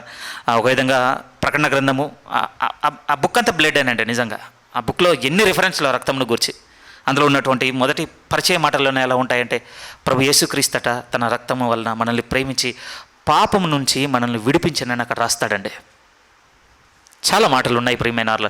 ప్రభువు తన ప్రాణమును వెలగా చెల్లించి మనల్ని ఎక్కడి నుంచి పట్టుకొచ్చాడు అని అంటే, పాపపు బానిసత్వంలో నుండి ఇప్పుడు మనల్ని విడిపించాడు ఆయన మరణించి. ఇది ముఖ్యమైనది ప్రియమైన వాళ్ళారా. ఈ వెల విలువెంత? పేతురు గారు రాస్తున్నప్పుడు ఒక పద ప్రయోగం చేశాడండి ఆయన. పేతురు గారు రాస్తున్నటువంటి మొదటి పత్రికలోనికి వస్తే ఆ వెల చూడడానికి ప్రయత్నం చేద్దామండి మనం. పేతురు గారు రాసిన మొదటి పత్రిక 1వ అధ్యాయం. ఇప్పుడు నేను చదవబోతున్న లేఖనం యొక్క వెలుగు 2 విషయాల్లో మనకు అర్థం కావాలి. ఒకటి మనకు వ్యక్తిగతంగా అర్థం కావాలి, రెండోది ఇతరుల పట్ల మనకు అర్థం కావాలి. మళ్ళీ రిపీట్ చేస్తున్నాను. ఇప్పుడు మనం చదవబోతున్న లేఖనం యొక్క వెలుగు మనకు వ్యక్తిగతంగా అర్థం కావాలి, ఇతరుల పట్ల కూడా మనకు అర్థం కావాలి. ఆయన చెల్లించిన వెల యొక్క విలువను గురించి చెబుతూ ఏమంటున్నాడు చూడగలిగితే 17 నుంచి నేను చదువుతున్నాను.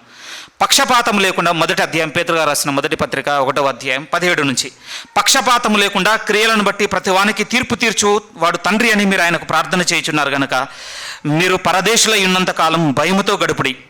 పితృపారంపర్యమైన మీ వ్యర్థ ప్రవర్తనను విడిచిపెట్టినట్లుగా వెండి బంగారముల వంటి క్షయ వస్తువుల చేత మీరు విమోచింపబడలేదు, కానీ అమూల్యమైన రక్తము చేత, అనగా నిర్దోషమును నిష్కలంకమును గొర్రె పిల్ల వంటి క్రీస్తు రక్తము చేత మీరు విమోచింపబడితిరని ఎరుగుదురు కదా. ఇప్పుడు మనల్ని మన విమోచన వెల ఎంతట అంటే ఈ భూమి మీద ఉన్న వేటితో కూడా కొనలేనంత వెల. ఈ వెల నీ మీద నా మీద ఇన్వెస్ట్ చేయబడింది ప్రియమైన వాళ్ళారా. మనందరికీ తెలుసు, మన ఇంట్లో చాలా విలువైన వస్తువులు ఉన్నాయంటే వాటి పట్ల మన కేర్ ఎలా ఉంటుందో. ఆ కేర్ ఎందుకు అని అంటే ఒకటే పదం చెప్తాను, దానికి ఉన్న వెలను బట్టే విలువ అండి, అంతే కదా. షేపును బట్టు సైజును బట్టి అంటారా? షేపు సైజు చాలా పెద్దగా ఉన్నాయి, ఇంట్లో చాలా ఉన్నాయండి మనకి. అవి ఎక్కడెక్కడ ఉండాలి అక్కడే ఉన్నాయి. కొన్ని సైజులో చాలా చిన్నవి, షేప్ విషయంలో ఒక విధంగా షేప్ కూడా లేకుండా ఉండవచ్చు కొన్ని విషయాలు. కానీ వీటి విలువే వేరుగా ఉంది, ఎందుకంటే దానికి చెల్లించిన వెలను బట్టి.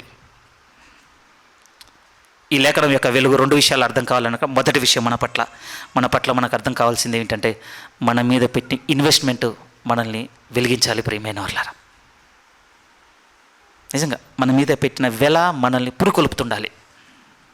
మనం పరిశుద్ధులుగా ఉండుటకు పరిశుద్ధులుగా చేయబడి పిలువబడ్డామండి ఇందులోనికి. ఈ వెల మనకు గుర్తు చేయాల్సిన విషయం ఏంటంటే దీనికి నేను మరకలు అంటించను, ఈ వెల కలిగిన ఈ వస్తువుని పాడు చెయ్యను. అదే చెప్పింది కదా పరిశుద్ధ లేఖనం కూడా మనతో. మీరు విలువ పెట్టి కొనబడిన వారు కనుక మీ దేహముతో దేవుణ్ణి మహిమపరచుడి. చాలా స్క్రాచెస్ పడుతుంటాయి ప్రియమైన వాళ్ళకి ఇంట్లో పనులు చేస్తున్నప్పుడు. వండే వాళ్ళకి ఆయిల్ మీద పడడం, కోసే వాళ్ళకి ఏళ్ళు కట్టవడం, ఇంట్లో అటు ఇటు తిరుగుతున్న వాళ్ళకి మంచం కోడో లేకపోతే డోరో ఏదో ఒకటి గుద్దుకోవడం, స్క్రీన్ ర్యాప్చర్ అవ్వడం, ఇలాంటివి అవుతుంటాయి కదా. ఎన్నోసార్లు గుర్తొస్తుంటాయి కదండి వాటిని చూసినప్పుడు. ఇది అవ్వకుండా ఉండాల్సింది, దీని విషయంలో జాగ్రత్తగా ఉండాల్సింది.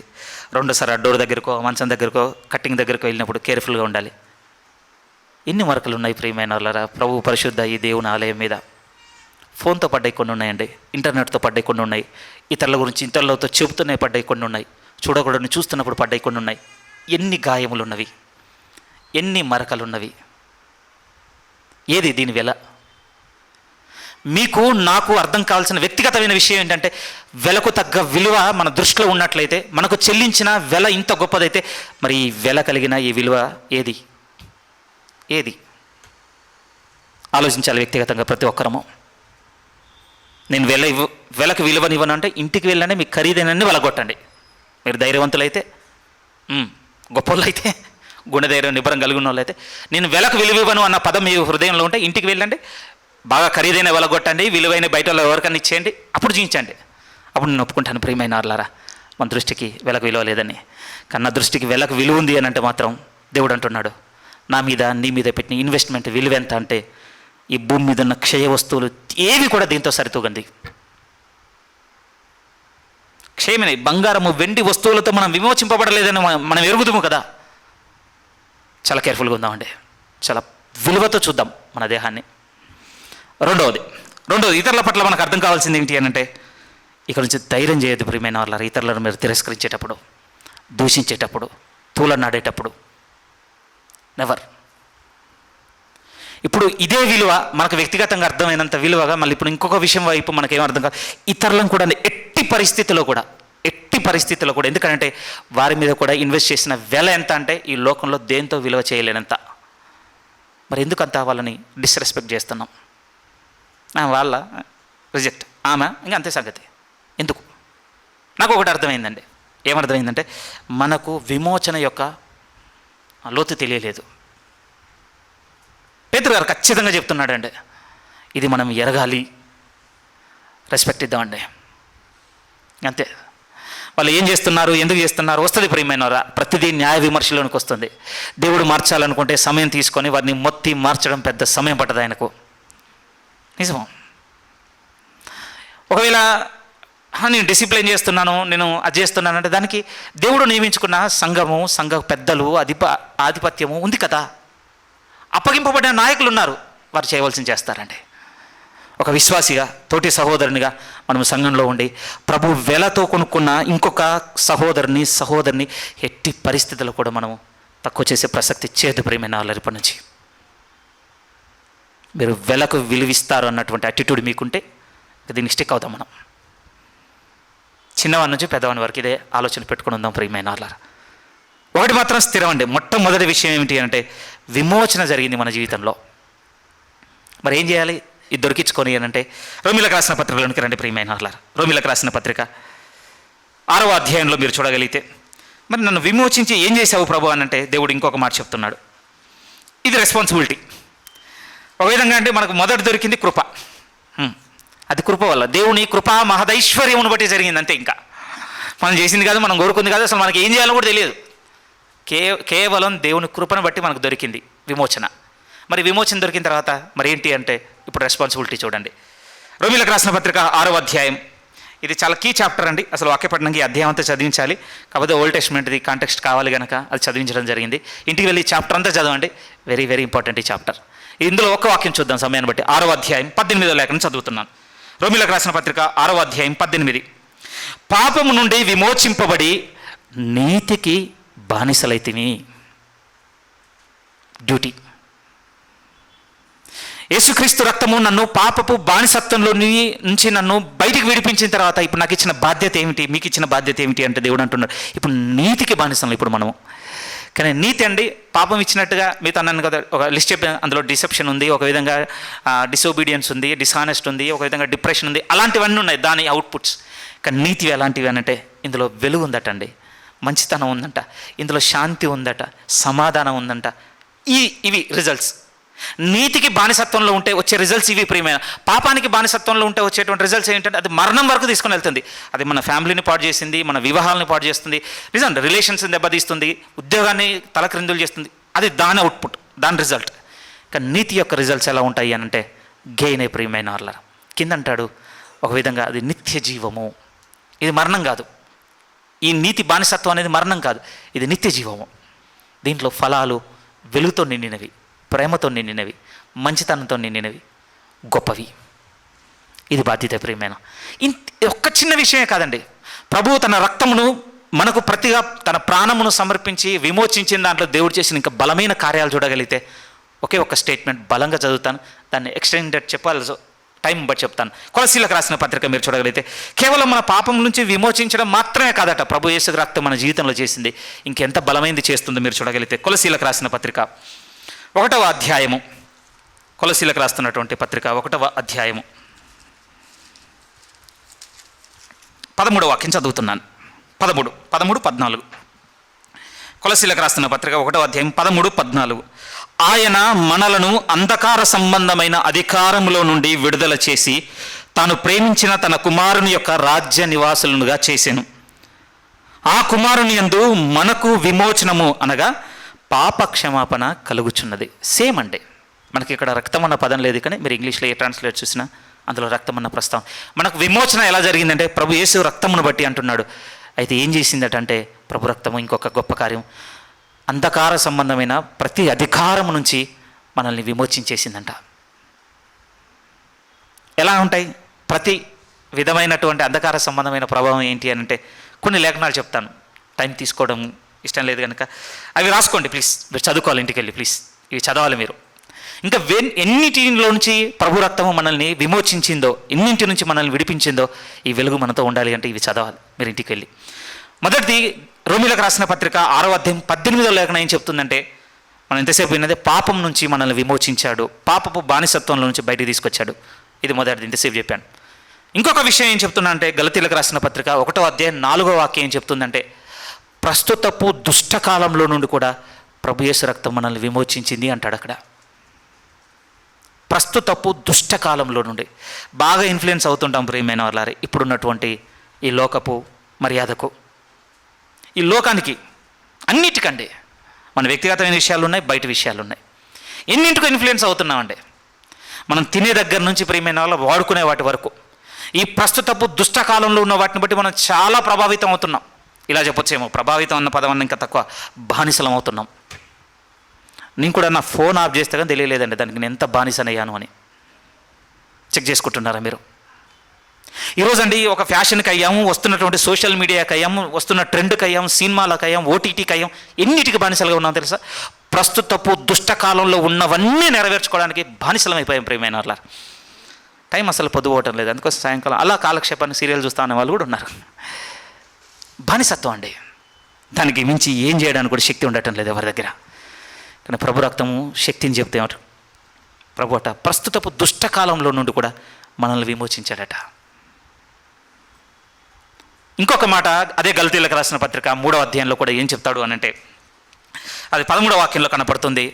ధర్మశాస్త్ర సంబంధమైన శాపము నుంచి కూడా ప్రభు రక్తం మనల్ని విమోచించింది అంటాడండి. ధర్మశాస్త్ర సంబంధమైన పాపము, శాపము, ధర్మశాస్త్ర సంబంధమైన శాపము. ఆ నిబంధన శాపం ఉంది తెలుసా అండి, మనుషులందరి మీద ఉంది. ఒకవేళ ఇలా చెప్తాను ప్రియమైన, ప్రభు అయిన యేసుక్రీస్తు వారే రాకపోయి ఉంటే మన అన్యునమైన గ్రీసు దేశస్థులైన మూలకి ఏ మూలకున్నా ధర్మశాస్త్ర సంబంధమైన శాపము ప్రతి ఒక్కరూ మోస్తున్నవారే. అంతే. ఆ దేవుడు ఇశ్రాయేలు దేవుడు, మా దేవుడు కాదు కాబట్టి మాకు సంబంధం లేదు. ప్రేమ ఒకే దేవుడు ఉన్నాడు. ఆ ఒక్క దేవుడు మొట్టమొదటి ఒక నిబంధన ఇచ్చాడు. ఆ నిబంధన అతిక్రమించిన వారందరినీ శాపం కిందికి తీసుకెళ్ళిపోయాడు. ఆ శాపం ప్రతి మానవాళి భరించాల్సిందే. అందుకోసం తీర్పు దినమందు ఈ దేవుడిని నేను నమ్మను, ఈయన నాకు ఎవరో తెలియదు, ఈయన ముఖపరిచయం కూడా నాకు లేదన్న వాళ్ళని కూడా ఏమన్నాడు తెలుసా? వాళ్ళకు కూడా ఆ రోజు తీర్పు ఎలా ఉందో తెలుసా? ఆ ధర్మశాస్త్ర సంబంధమైన క్రియల మూలముగా కాక వారి మనస్సాక్షిని బట్టి అలానే నడుచుకున్నారో లేదో ఆ రీతిని బట్టే రేపు దేవుడు మళ్ళీ తీర్పులో పెడతాడట వాళ్ళు. దాని కింద నుంచి ఎవరిని కూడా పక్క తీసుకెళ్ళిపోడు. మరి ఎలా మనం పక్కకు వచ్చాం? గలతీ 3:13 ప్రభు అయిన యేసుక్రీస్తు రక్తము ధర్మశాస్త్ర సంబంధమైన ప్రతి పాపము నుండి మిమ్మును నన్ను విమోచించింది. ఆ స్పెల్ చిన్నది కాదు తెలుసా ప్రియమైన వాళ్ళ, ధర్మశాస్త్ర సంబంధమైన శాపం అనేది. భక్తుడైన యాకోబు పత్రిక చదవండి, ఆయన అంటాడు, నేను ఉండలేకపోయాను, 99 చేసి ఒకటి మీరినా మళ్ళీ మొదటి నుంచి ప్రారంభమే కదా. ఏం స్పెల్ అండి అది? అది ఏం శాపం చెప్పండి? ఏం బయటికి రాగలం? అక్కర్సంత చిన్నది కాదు ప్రియమైన వాళ్ళారా. ప్రభు యేసుక్రీస్తు రక్తం మీ జీవితంలో నా జీవితంలో చేసిన ఒక అత్యానందకరమైన విషయం ఏంటంటే, ధర్మశాస్త్ర సంబంధమైన శాపం నుంచి దేవుడు మనల్ని విమోచించాడు. మనకు ప్రతిగా ఆయన ప్రాణము చెల్లించుకుంటూ వస్తున్నాడు. ఆ సత్యం మనం మరవకూడదు. ఇంకొక వాక్యం చెప్పమంటే తీతు పత్రిక 2వ అధ్యాయం 14లో కూడా ఉంటుంది ప్రియమైన వాళ్ళారా. ఇక్కడ చెప్తున్నప్పుడు ఏమంటాడంటే, ఫైనల్ స్టేట్మెంట్, సమస్త దుర్నీతి నుంచి విమోచించేశాడట. తీతు పత్రిక 2:14లో అంటాడు. రోమా 6:18 మీతో చదివినప్పుడు పాపం నుండి విమోచించాడని చెప్పాను. గలతీ పత్రిక 1 అధ్యాయం 4 చదివినప్పుడు ఇదిగో ప్రస్తుతపు దుష్టకాలంలో నుండి, దుష్టలోకం నుండి మనల్ని విమోచించాడని చెప్పాను. 3:13 చదివినప్పుడు గలతీ పత్రికలో ధర్మశాస్త్ర సంబంధమైన పాపం నుంచి విమోచించాడని చెప్పాను. తీతు పత్రిక 2:14 చదువుతున్నప్పుడు పరిశుద్ధ లేఖనం చెప్తున్న బలమైన మాట ఏంటంటే, సమస్తమైన దుర్నీతి నుండి మనల్ని విమోచించాడట. అది నాకు లేదనుకోవద్దు మీరు. రోమా 1వ అధ్యాయం 16 లేఖనం ఏం చెప్తుందో తెలుసా అండి? దేవుని ఉగ్రతట దుర్నీతి మీద కుమ్మరింపబడబోతుంది ప్రియమైన వాళ్ళరా. ఎవరిని ఉపేక్షించబోవటం లేదు ఆయన. ఇంత దీర్ఘశాంతము. చాలామంది క్వశ్చన్ చేసేది మనందరికీ తెలిసిందే, ఏంది ఈ కెలామిటీ, లేకపోతే ఈ లోకంలో జరుగుతున్న ఈ దౌర్జన్యం ఏంటి, ఈ చెడు ఏంటి, ఈ మానభంగాలు ఏంటి, ఇవన్నీ జరుగుతున్నప్పుడు మీరే నమ్ముతున్నారు కదా దేవుడు ఉన్నాడని, ఏమేం చేస్తాను, రెస్పాండ్ అవ్వచ్చు కదా అని అడిగేవాళ్ళు చాలామంది ఉంటారు ప్రియమైన వాళ్ళ. నిజమే, రెస్పాండ్ అయ్యే రోజు ఆయన ఒకటి పెట్టుకున్నాడు. నిజమండి, ఆయన ఒక డే పెట్టుకున్నాడు. చిత్రం అనిపిస్తుంది ప్రియమే. మనిషి చేస్తే తప్పలేదట, కానీ దేవుడు చేస్తేనే తప్పట. అంతే కదండి. నవ్వొస్తాయి కొన్ని, గుర్తొస్తాయి. దేవుడు అంటాడు, నేను ఒక దినమును నియమించుకొని ఉన్నాను.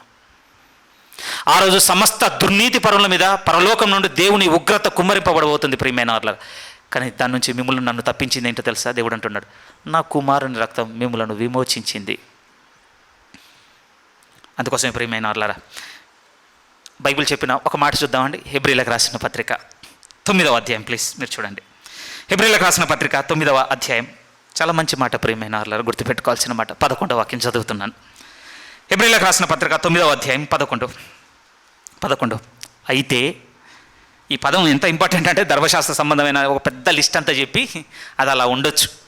కాకపోతే ఒక విధంగా అది అలా ఉన్నప్పటికీ అయితే క్రీస్తు రాబోచున్న మేలుల విషయమై ప్రధాన యాజకుడుగా వచ్చి తానే నిత్యమైన విమోచన సంపాదించి హస్తకృతము కానిది అనగా ఈ సృష్టి సంబంధము కానిది మరి ఘనమైనదియు పరిపూర్ణమైనదైన గుడారం ద్వారా ఆ అతి పరిశుద్ధ స్థలంలోనికి ప్రవేశించను. మనం ఈ సిరీస్లో ఇది కూడా వస్తుంది, అక్కడ ఎలాబరేటెడ్గా మనం చాలాసేపు చూస్తాం. కానీ ఇక్కడ మనం చూడవలసిన పెద్ద మాట ఏంటంటే నిత్యమైన విమోచనట. ఇది ఏంటి ఆ పదం యొక్క అర్థం? మళ్ళీ తిరిగి ఏది కూడా మళ్ళీ కొనుక్కోద్దండి మనల్ని. అర్థమైంది ఆ పదం యొక్క అర్థం? విమోచన అన్న పదం చూస్తున్నప్పుడు పాపపు బానిసత్వంలో నుంచి మనల్ని విమోచించాడు. దానికైనా ప్రాణము వెలగా చెల్లించి పట్టుకొచ్చేసాడు మనల్ని వెనక్కి. ఇప్పుడు వచ్చిన ఈ విమోచన ఎంత బలమైందట అంటే దీన్ని తిరిగి మళ్ళీ కొనుక్కొని దాన్ని వశం చేసుకునేది ఏది లేదు. ఇది ఎటర్నల్ రిడెంప్షన్, ఇది నిత్యమైన విమోచన. మరి ఎందుకు వీటన్నిటికి అమ్ముడుపోతున్నామంటే మీతో చెప్పాను కదా, ఫ్రీడమ్ వాల్యూ లేకపోతే మనకు స్వాతంత్ర్యం వచ్చిందని, మనకు విడుదల వచ్చిందని తెలియకపోవట ప్రియమైన వాళ్ళారా. 12 minutes అవుతుందా? ఒక ఎగ్జాంపుల్ చెప్తుంటారండి సేవకులు. ప్రతి దేశం కూడా ఒక సర్టన్ టైంలో అన్ని దేశాలు బానిసత్వంలో ఉన్నాయండి. మనం కూడా 1947 వరకు బానిసత్వంలో ఉన్నాం. వదిలిపోయారు ఆ రాత్రి. ఏం జరిగిందో మనకు తెలియదు, కానీ ఇమాజిన్ చేసుకోవడానికి మాత్రం సోర్స్. ఆ రోజు ఎవరికి తెలిసింది అని అంటే బ్రిటిష్ వాళ్ళు వదిలిపెట్టి దేశాన్ని వదిలిపెట్టి వెళ్ళిపోయారనే విషయం మేధావులకు, చదువుకున్న వారికి, ఆ ఉద్యమంలో పార్టిసిపేట్ చేసిన వాళ్ళకి, ఆ సమాచారం తెలిసిన వారికి. కానీ అది ఒకవేళ ఇలా అనుకుందాం, ఒక మారుమూల ఒక చిన్న ఊరిలో కూడా ఒక అతను ఉన్నాడు. అతను కూడా ఆ ఊరిలో ఉన్న ఎవరో ఎక్స్ అనే పర్సన్కి బానిసత్వం చేస్తున్నాడు. అతనికి నేను విడిపింపబడ్డాను, మాకు స్వాతంత్రం వచ్చిందని తెలియలేదు అనుకోండి, ఏం చేస్తాడో తెలుసా? ఇంకా స్లేవరీలోనే ఉండిపోతాడండి, తెలియని కారణాలు. బట్ ఒక్కరోజు తెలిసిందనుకోండి, వెంటనే రివోల్ట్ అవుతాడు. నేను ఇక నీకు బానిసత్వం చేయను, ఎందుకంటే నేను నేను విడిపింపబడ్డాను అంతే, నీకు నేనేది బానిసత్వం చేయాలి? ప్రభు కూడా అది చెప్తున్నాడు. ఇంతకాలం వీటి కింద మనం ఉండిపోవడానికి రీజన్ ఏంటంటే ప్రభు యేసుక్రీస్తు వారి రక్తం వీటన్నింటి నుంచి విమోచించిందని తెలియకపోవట. ఈరోజు తెలిస్తే ప్రియమైన వాళ్ళరా, ఇక నుంచి మనలో అది కనపడాలి. ఇది నా నిత్యమైన విమోచన, ఇక నన్ను ఏది తిరిగి కొనదు. పాపమా, నేను కొన్నివ్వను. ఈ దుష్టపు లోకమా, ఈ లోక మర్యాద నన్ను కొన్నివ్వను. లేకపోతే ధర్మశాస్త్ర సంబంధమైన కట్టుబాట్లు ఇంకా మనం పాటించాలన్నటువంటి ఆశోధన, దాన్ని కూడా నేను అమ్ముడుపోను. ఎందుకంటే నాకు ఇప్పుడు దొరికింది నిత్యమైన విమోచన. మళ్ళీ నన్ను ఏది తిరిగి కొనుక్కోనంత వెలతో నేను ఒక విధంగా సోల్డ్ అవుట్ అయ్యాను, నేను అమ్ముడుపోయాను. ఇప్పుడు నేను దేనికైనా దాసుని అని అంటే నీతికి మాత్రమే నేను దాసుని. మొదటి విషయం ప్రియమైన వాళ్ళారా, ఇది ప్రభు యేసుక్రీస్తు వారి రక్తం వలన మనకు దొరికిన ఒక గొప్ప జీవితం ఏమిటంటే విమోచన దొరికింది. ఇప్పుడు ప్రభువు మనల్ని విమోచించి ఉన్నాడు, ప్రతిగా తన ప్రాణమును రక్తం ద్వారా వెలగా చెల్లించి. ఆ రక్తం యొక్క శక్తి మన మీద ఉంది ప్రియమైన వాళ్ళారా. సారీ, ఎక్స్టెండ్ చేస్తాను. ప్రకటన గ్రంథము 12వ అధ్యాయం ప్లీజ్, ఇదే లాస్ట్ వర్స్ అండి. ప్రకటన గ్రంథము 12వ అధ్యాయం మీరు చూడాలి ఈ వాక్యం. ప్రకటన గ్రంథము 12వ అధ్యాయం 11వ వాక్యం. ఈ సిరీస్ అంతా ఏదో ఒక సండే వినపడుతూనే ఉంటుంది మీకు. ఇక ప్రకటన గ్రంథము 12వ అధ్యాయం, వన్ ఆఫ్ ద రీజన్ ఇది కూడా మనము ఇలా నడిపింపబడడానికి ప్రేరణ. ప్రకటన గ్రంథము 12వ అధ్యాయం 11వ వాక్యం నేను చదువుతున్నాను. 11. వారు అనగా ఎవరు అంటే మన వలె క్రీస్తు రక్తంలో కడగబడిన క్రైస్తవులు. ఈ 12వ అధ్యాయం వారి గురించి చెప్తుందని సంఘంలో చెప్పడం జరిగింది ప్రియమైన. వారు మరి ఏం చేశారట? గొర్రెపిల్ల రక్తమును బట్టి తామిచ్చిన సాక్ష్యమును బట్టి వానిని జయించి ఉన్నారు.